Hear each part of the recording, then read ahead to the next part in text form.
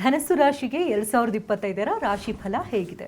ಈ ಒಂದು ಧನುಸ್ಸು ರಾಶಿಯವರಿಗೆ ಇಲ್ಲಿ ಮೂಲ ನಕ್ಷತ್ರ ಇರ್ಬೋದು, ಹಾಗೆ ಪೂರ್ವಾಷಾಢ ನಕ್ಷತ್ರ, ಉತ್ತರಾಷಾಢ ನಕ್ಷತ್ರದ ಈ ನಕ್ಷತ್ರಗಳು ಈ ರಾಶಿಗೆ ಒಳಪಡ್ತಕ್ಕಂಥದ್ದು ಕೂಡ ಆಗಿರುತ್ತೆ. ಇನ್ನು ಈ ರಾಶಿಯವರಿಗೆ ಈಗ ಗುರುಬಲ ಬರ್ತಾ ಇದೆ, ಅದೃಷ್ಟ ಕೂಡಿ ಬರ್ತಾ ಇದೆ, ವರ್ಷದ ತುಂಬ ಚೆನ್ನಾಗಿರುತ್ತೆ.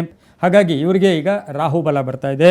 ಇನ್ನು ಕೇತು 10ರಿಂದ 9ಕ್ಕೆ ಬರ್ತಾ ಇದೆ. ಓವರಾಲ್ ನೋಡೋಕ್ಕೆ ಹೋದಾಗ, ಪರಿಪೂರ್ಣವಾಗಿ ವರ್ಷದ ಫಲಾಫಲ ನೋಡೋಕ್ಕೆ ಹೋದಾಗ ಅದೃಷ್ಟವೇ ಅದೃಷ್ಟ, ಒಳ್ಳೆಯದಾಗ್ತಾ ಇದೆ.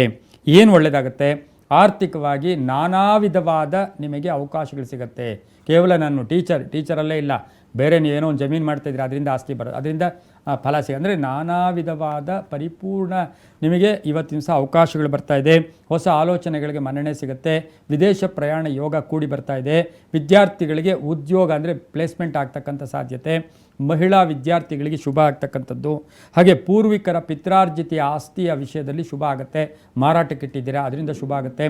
ಇನ್ನು ಸಾಫ್ಟ್ವೇರ್ ಇಂಜಿನಿಯರ್ಸು, ನಿಮ್ಮ ಪ್ರತಿಭೆಗೆ ತಕ್ಕ ಸ್ಥಾನ ಸಿಗುತ್ತೆ. ನಮ್ಮಲ್ಲಿ ಎಷ್ಟೋ ಸರಿ ಆಗುತ್ತೆ, ಉದ್ಯೋಗಗಳಲ್ಲಿ ನಮಗೆ ತುಂಬ ಪ್ರತಿಭೆ ಇರುತ್ತೆ, ಆದರೆ ಬೇರೆಯವರಿಗೆ ಪ್ರತಿಭೆ ಕಡಿಮೆ ಅಂತ ನಮಗೆ ಗೊತ್ತು, ಆದರೆ ಅವರಿಗೆ ಪ್ರಮೋಷನ್ ಸಿಗ್ತಾ ಇದೆ. ಆದರೆ ಈ ವರ್ಷ ಹಂಗಿಲ್ಲ, ನಿಮ್ಮ ಪ್ರತಿಭೆಗೆ ತಕ್ಕ ಫಲ ಸಿಗುತ್ತೆ. ಹಾಗೆ ಸ್ಥಿರ ಚರ ಆಸ್ತಿಗಳ ವಿಷಯದಲ್ಲಿ ಶುಭ ಆಗುತ್ತೆ.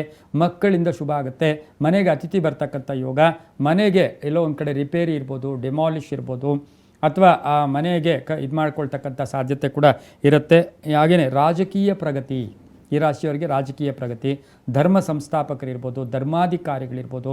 ಲಾಸ್ಟ್ ಇಯರ್ ಏನಾಗಿತ್ತು, ಕೆಲವು ಧರ್ಮಾಧಿಕಾರಿಗಳಿಗೆ, ಕೆಲವು ಗುರುಗಳಿಗೆ ಸಣ್ಣ ಪುಟ್ಟ ಕಂಟಕಗಳು ಇತ್ತು. ಈ ವರ್ಷವೂ ಕೂಡ ಗುರು ಏನು ನಮಗೆ ಮಿಥುನ ರಾಶಿಯಲ್ಲಿ ಸಂಚಾರ ಮಾಡೋದ್ರಿಂದ ಗುರುಗಳಿಗೆ ಸಣ್ಣ ಪುಟ್ಟ ಕಂಟಕಗಳಿದೆ, ಆದರೆ ಈ ರಾಶಿಯ ಗುರುಗಳಿಗೆ ಶುಭ ಆಗುತ್ತೆ, ತುಂಬಾ ಒಳ್ಳೆಯದಾಗತ್ತೆ. ಕೃಷಿಯಿಂದ ಲಾಭ ಅಂತ ಹೇಳುತ್ತೆ, ರೈತರಿಗೆ ಒಳ್ಳೆಯದಾಗುತ್ತೆ. ಉದ್ಯಮಿದಾರರಿಗೆ ಶುಭ ಆಗ್ತಕ್ಕಂಥ ಯೋಗ ಕೂಡ ಇರುತ್ತೆ. ಆಕಸ್ಮಿಕ ಪ್ರಯಾಣಗಳು ಜಾಸ್ತಿ ಇರುತ್ತೆ. ಗಂಡ ಹೆಂಡತಿಯರ ಅನ್ಯೋನ್ಯತೆ ಇದು ಭಾಳ ವಿಶೇಷ. ಇದು ಚೆನ್ನಾಗಿದ್ದರೆ ಇಡೀ ಕುಟುಂಬ ಚೆನ್ನಾಗಿರುತ್ತೆ, ಊರು ಚೆನ್ನಾಗಿರುತ್ತೆ, ದೇಶ ಚೆನ್ನಾಗಿರುತ್ತೆ. ಗಂಡ ಹೆಂಡತಿಯರ ಅನ್ಯೋನ್ಯತೆ ಭಾಳ ಪರಿಪೂರ್ಣವಾಗಿ ಇರುತ್ತೆ. ಆರೋಗ್ಯ ಹೇಗಿರುತ್ತೆ? ಇನ್ನು ಆರೋಗ್ಯದ ವಿಷಯದಲ್ಲಿ ಬಂದಾಗ ಇವರಿಗೆ ಆರೋಗ್ಯದ ಸಮಸ್ಯೆಗಳು ಸ್ವಲ್ಪ ಕಾಡುತ್ತೆ, ಸ್ವಲ್ಪ ಕಾಡುತ್ತೆ. ಯಾಕೆ ಅಂತ ಹೇಳಿದ್ರೆ, ಒಂದು ಸಣ್ಣ ಗಾಯ ಆಗಿದೆ, ಬೇಗ ವಾಸಿ ಆಗಲ್ಲ, ಅದು ಏನೋ ಒಂದು ಟೆನ್ಷನ್ ಕೊಡ್ತಾನೆ ಇರುತ್ತೆ. ಪರಿಹಾರ ಅಂತ ಹೇಳಿದಾಗ ದಕ್ಷಿಣಾಮೂರ್ತಿಯ ದರ್ಶನ. ದಕ್ಷಿಣಾಮೂರ್ತಿಗೆ ನೀವು ಕಡಲೆಯನ್ನು, ನೆನೆಸಿದ ಕಡಲೆಯನ್ನು ಬುಧವಾರ ರಾತ್ರಿ ಮನೆಯಲ್ಲಿ ನೆನೆಸಿ 51 ಅಥವಾ 108, 54 ಆಗ್ಬೋದು, 21 ಆಗ್ಬೋದು, ಈ ಕಡಲೆಯನ್ನು ನೀವು ಬೆಳಗಿನ ಗುರುವಾರ ತಗೊಂಡೋಗಿ ಅಟ್ಲೀಸ್ಟ್ 3 ಗುರುವಾರ ಅವರಿಗೆ ಹಾರವನ್ನು ಹಾಕಿ ಬನ್ನಿ. ದಕ್ಷಿಣಾಮೂರ್ತಿ ಸ್ತೋತ್ರ ಮಾಡ್ಕೊಳ್ಳಿ.